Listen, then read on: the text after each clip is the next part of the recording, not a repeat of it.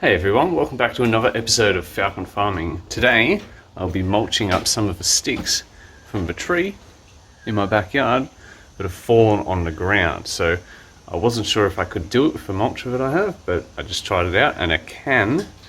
So that's what I'm going to do, because what I want to do is either mulch them back into the soil on the ground or soak them in water and then put them in the compost so the bacteria grow through bits of timber and it's more beneficial to the soil. So when I put the compost back into the gardens, the moisture is retained in a woody mass, so there is more moisture retained in the soil, and that makes it easier to grow plants. So I've got the mulcher just here, and I've got the chickens that aren't phased at all by the noise over here, and I'm just going to slowly pick away at the pile of sticks and see how much mulch we can get out of it. What I also do is use the fire pit here to burn off some of the sticks to create charcoal, which I then put into the compost as well. So last week I didn't film it, but I removed the 2 baths for the grey water recycling that I used initially, but then ended up deciding that I wasn't going to use it. Inferior works, so I know if I move to a property I can use that, and eventually transplant the asparagus into a bed which I will construct in here specifically and only for the asparagus, because it does like to spread its roots.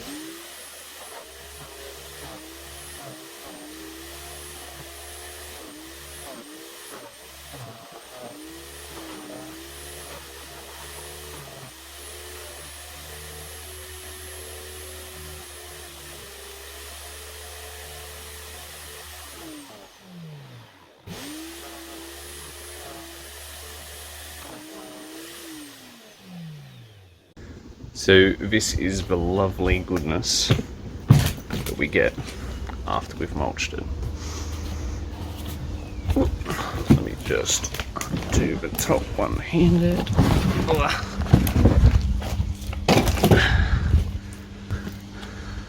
Ooh yeah! Chickens are gonna love scratching through this.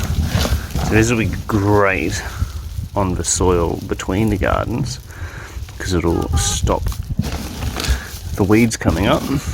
Chickens will scratch it. It'll also keep the moisture in, which will promote worms to come to the surface, so when there's chicken scratch they've got something to eat.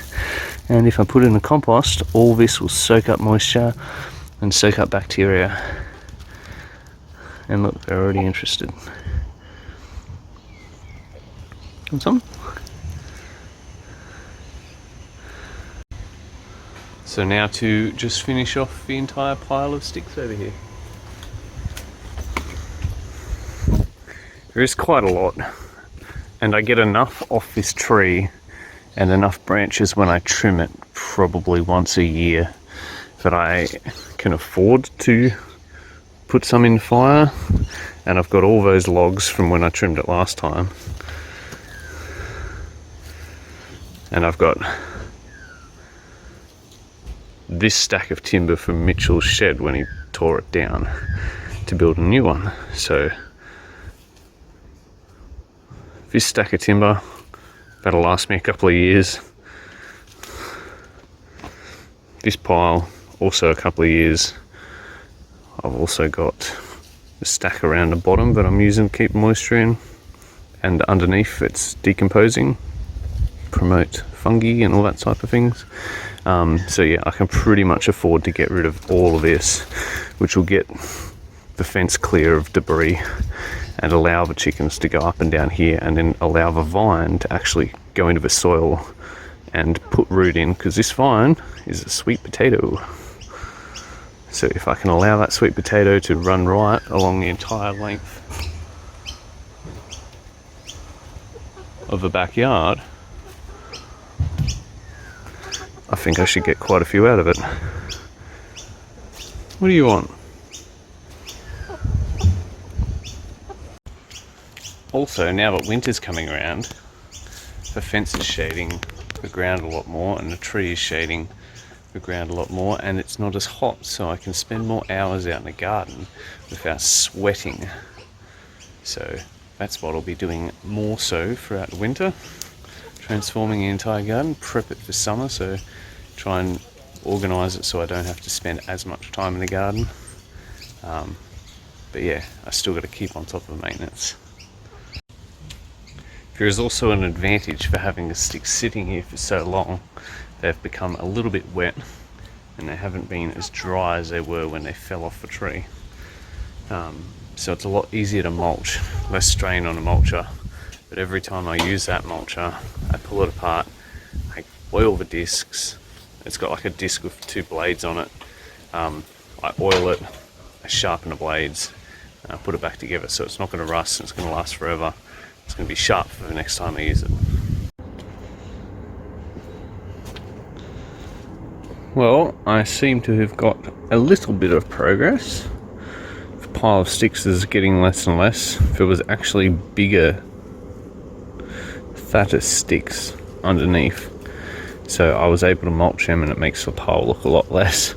I moved all the sticks from around the edge and down there, so now the sweet potato vine is contacting the ground completely rather than sitting on top of the sticks, so it should root in. So I'll finish this off another day and then maybe move those logs over to that pile of chunks of timber, just so it's better access through here for the veggie patch. So I'll continue that probably tomorrow. So with the amount of sticks that I mulched so far, I was able to fill this up and put a little bit in the compost bins. So that's sticks that I've scraped out of the fire pit.